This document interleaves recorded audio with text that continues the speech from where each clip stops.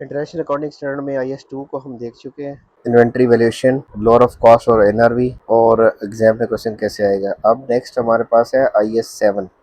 जो IS 7 है ना, वो है कैश फ्लो स्टेटमेंट से रिलेटेड। कैश फ्लो स्टेटमेंट जो है ना, ऑलरेडी एक चैप्टर है, उसको सेपरेटली हमने देखना है। तो इसको इससे जो नेक्स्ट है ना IS, वो हम डिस्कस करते हैं, that is IS 10, events after reporting date, या इसको events after balance sheet date. Books में ये नाम चल रहे हैं, हमारे सिलेबस में सिर्फ इसकी एक बेसिक्स है।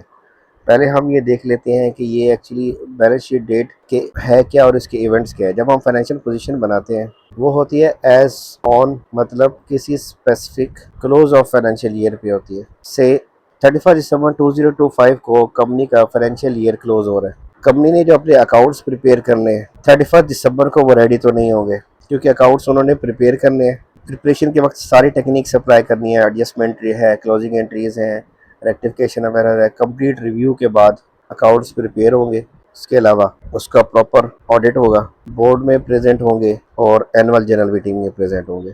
ठीक है, ये सारा एक टाइम है। से हम इसको हम बोलते हैं कि फर्ज करें कि ये एक 120 डेज का प्रोसेस है। इस 120 डेज के प्रोसेस में कंपनी अपने अकाउंट्स बना रही है 2025 के, और कंपनी का बिजनेस फर्ज करें फरवरी में हम बैठे हैं 2026 में, तो कंपनी का फाइनेंशियल ईयर 2026 वाला भी कंटिन्यू है। अब इस टाइम फ्रेम में अकाउंटिंग इवेंट्स हो रहे हैं। हम ऑलरेडी स्टार्ट के बेसिक्स चैप्टर्स में पढ़ चुके हैं अकाउंटिंग इवेंट्स कौन से हैं, लेकिन अभी इस केस में हमें अभी भी आइडेंटिफाई नहीं करना इवेंट्स एग्जाम में हमारे सिलेबस के सिंप्लिसिटी के हिसाब से कि वो अभी गिवन होंगे। हमें अकाउंटिंग इवेंट गिवन होंगे, हमने वो देखना है कि उन इवेंट्स की जो रिकॉर्डिंग है वो क्या हमने 2025 की फाइनेंशियल स्टेटमेंट्स में करनी है या उसको 2006 में रिकॉर्ड करना है। ये जो एक एलिमेंट है ना, एक्चुअली ये IS इसको डील करता है कि जो इवेंट हो गया है, इवेंट इनकर हो गया, उसका फाइनेंशियल इम्पैक्ट भी अवेलेबल है। उस फाइनेंशियल इम्पैक्ट को हमने इस ईयर में रिकॉर्ड करना है या इस ईयर में रिकॉर्ड करना है। हमने फोकस अभी फ़िलहाल इसके ऊपर करते हैं कि क्या यहाँ रिकॉर्ड होगा या नहीं होगा। इसके लिए जो बेसिक क्राइटेरिया है वो है condition at close of financial position date. कोई इवेंट हो गया, वो हुआ फरवरी में, हम उसके अकाउंट्स बना रहे हैं। जब इवेंट हुआ तो हमें पता चला कि ये इस इवेंट की कंडीशन एग्जिस्ट करती थी एट 31 दिसंबर, तो क्या हमने इसको अब रिकॉर्ड करना है या नहीं करना। अब इसकी एग्जांपल लेते हैं। एग्जांपल में आते हैं वापसी IS 2 पे। IS 2 पे हमने ये डिस्कस किया था कि टोटल हमारे पास इन्वेंट्री थी 1000 की, और 10,000 की इन्वेंट्री थी, वो डैमेज हो चुकी थी। और जब डैमेज हुई थी ना, तो हमने कहा था उसकी रिपेयर करवाएंगे तो वो 12,000 की सेल आउट हो जाएगी। अब 8,000 की हमारी बुक्स ऑफ अकाउंट्स में ये वैल्यू एग्जिस्ट करती है। ये हमने अपनी जब फाइनेंशियल पोजीशन बना ली थी ना, हमने अकाउंट्स बना लिए थे, तो उस टाइम उसकी वैल्यू हमने 8,000 दी थी। फिर स्टेज पे पड़ता है, ये भी हमारी एक एस्टिमेट वैल्यू थी और ये 10,000 हमारी एक्चुअल वैल्यू थी। लेटर स्टेज पे हमें पता चलता है कि वो जो हमने 8,000 की एंट्री रिकॉर्ड की हुई थी, वो एक्चुअली मार्केट में जाके जो सेल आउट हुई है वो 6,000 में हुई है, यानी कि नेट ऑफ एक्सपेंस करके।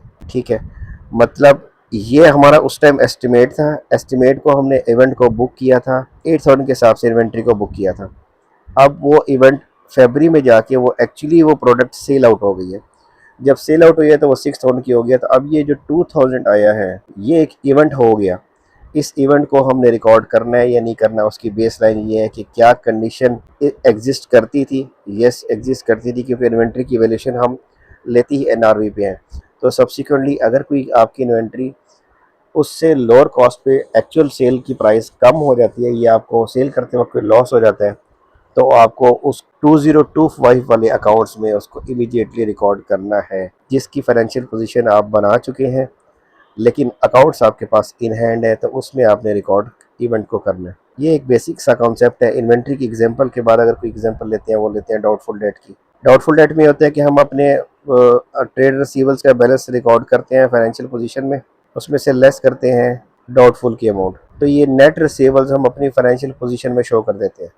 लेटर स्टेज पे हमें पता चलता है कि हमारा कोई कस्टमर है, वो बैंकरप्ट हो गया, तो अब हमारा जो डाउट था वो अब कंफर्म हो गया, वो कन्वर्ट टू इरिकवरेबल लॉस की तरफ चला गया। अब क्वेश्चन ये है कि क्या ये इरिकवरेबल लॉस, ये जो कस्टमर का अकाउंट बैड हो गया, ये जो हमारी लॉस की एंट्री होगी, क्या हमने ये रिकॉर्ड करनी है कि नहीं करनी। अगेन कंडीशन ये थी कि हमने डाउटफुल बुक किया हुआ था। अब डाउटफुल, अब जाके फाइनेंशियल स्टेटमेंट्स हमारे पास इन हैंड है, वर्क अकाउंट्स हमारे पास इन हैंड है, ये डाउटफुल कंफर्म हो गया। इन डाउटेड अमाउंट में से कस्टमर बैंकरप्ट हो गया, तो ये अमाउंट लॉस पे चली गई, तो हम क्या करेंगे, उसको रिकॉर्ड कर लेंगे। इसके अलावा एक और चीज़ देखते हैं, फ्लड आ गया, इन्वेंट्री लॉस हो गई। बिल्कुल बेसिक सा कॉन्सेप्ट है। क्या 31 दिसंबर पे हमें पता था कि फरवरी में कोई अर्थक्वेक आएगा, कोई फ्लड आएगा, तो हम उसको उस वक्त इवेल्युएट करेंगे कि रिकॉर्ड करना है कि नहीं करना। कंडीशन यस या नो।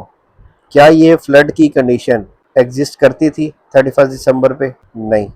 अगर नहीं एग्जिस्ट करती थी तो नो ट्रीटमेंट। हाँ, इसकी अब हमारे सिलेबस में कुछ डिस्क्लोजर है, नोट्स टू अकाउंट्स है कि इसकी लॉस रिकॉर्ड किस में रिकॉर्ड नहीं करेंगे, 2025 में रिकॉर्ड नहीं करेंगे। रिकॉर्ड कब करेंगे? फिर 2026 जो हम रनिंग अकाउंट्स है ना, उसमें रिकॉर्ड करेंगे। क्यों? क्योंकि कंडीशन एग्जिस्ट 31 दिसंबर में नहीं करती थी, इसलिए 31 दिसंबर के अकाउंट्स अपडेट नहीं होंगे। अब एक्चुअली लॉस रिकॉग्नाइज हो गया, लेकिन वो रिकॉग्नाइज 2026 के हिसाब से रिकॉर्ड करेंगे। अगर कोई चीज़ शो करनी पड़ी कि ये इन्वेंट्री इतनी ज़्यादा थी कि आपका बिजनेस की जो इसकी सॉल्वेंसी है या आपकी गोइंग कंसर्न है, बिजनेस की जो अपना ऑपरेशनल है, वो सिग्निफिकेंटली इम्पेक्ट कर सकते हैं, और आप चाहते हैं कि शेयर होल्डर्स को अपनी इन्फॉर्मेशन डिस्क्लोज करें, तो इस 2025 के अकाउंट्स में आप एक नोट के थ्रू डिस्क्लोज करेंगे कि ये इन्वेंट्री हमारी डैमेज हो गई है, लॉस हो गई है, और आगे फिर आपका प्रोस्पेक्टिव बताएंगे कि इसको आप क्योर करने के लिए फर्दर क्या करेंगे और आपका फ्यूचर प्लान क्या है। डायरेक्टर रिपोर्ट में भी हो सकता है।